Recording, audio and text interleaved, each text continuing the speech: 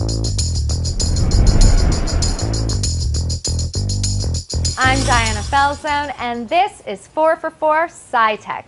This week is the 3rd anniversary of Steve Jobs' death. Let's evaluate Tim Cook's tenure. Gabrielle, how do you grade him? I give it an A+. Wow. I mean, 10 million new iPhones sold the first weekend. The stock is up over 20% year to date.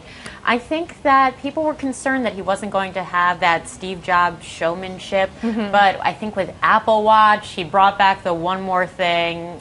Doing well. Yeah.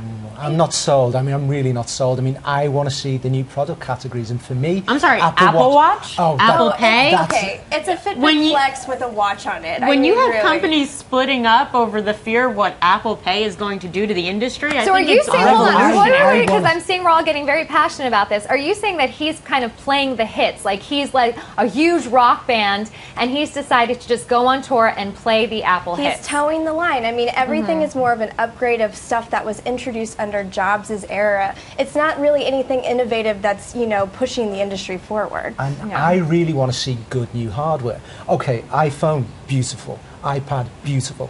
The Apple Watch is not that. As you can tell, everybody has a disagreement on what grade Tim Cook is getting. Now, HP has decided to split into 2 companies. Does it make sense, James? Absolutely makes sense. It's good news. Couldn't have happened early enough. Basically, we're going to have HP Enterprise, which is focused on businesses, and HP Inc., which is going to be looking at personal systems. And they will be commercially, publicly traded. They're going to be separate, and it's going to be HP Inc., which is going to be looking at personal systems, 3D printing. It lets them be nimble, lets them be flexible, basically lets them face the future. Yeah. Clearly, investors love this new trend of these big companies splitting up. We saw the same thing with eBay, PayPal.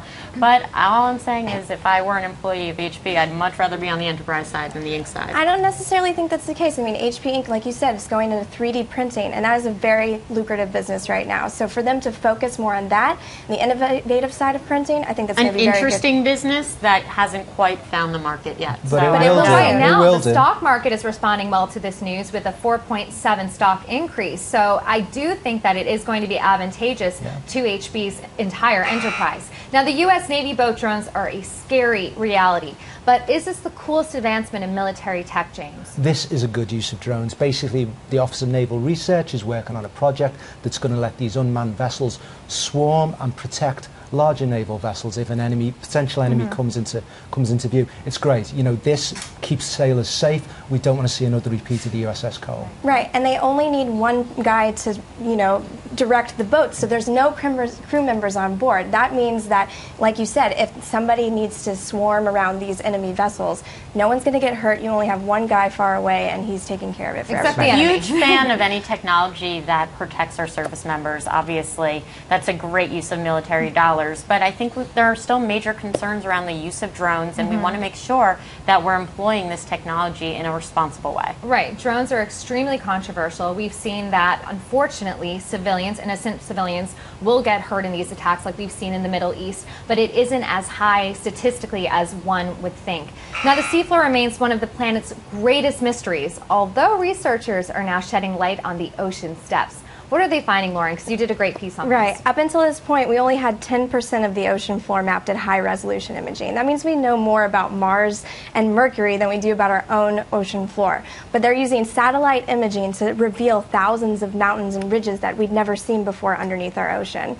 I'm just not sitting up at night thinking, oh my gosh, we only have 10% mapped. I know it's a big deal. This bores me to tears. But it's great. It has a great application for our military because the gravity field can actually mess with the sensors on submarines, so they can adjust accordingly given where all I'm these saying is I get why people are more interested in Mars. And does this mean anything for our weather patterns if we find out that there are certain fault lines that we didn't know about? I mean, we definitely know more about plate tectonics, and that's what they're learning with this information. One day are we going to be kind of like living under the ocean? Who knows? I mean, these are the type of things that we're going to need to know moving I think forward. we're moving into the realm of science fiction here. Well, who knows? I mean, it's like, we can dream, Well, obviously, there's so many cool and amazing advancements in sci and tech. Now you know what we think. Tell us what you think on Twitter with the hashtag 4for4 SciTech.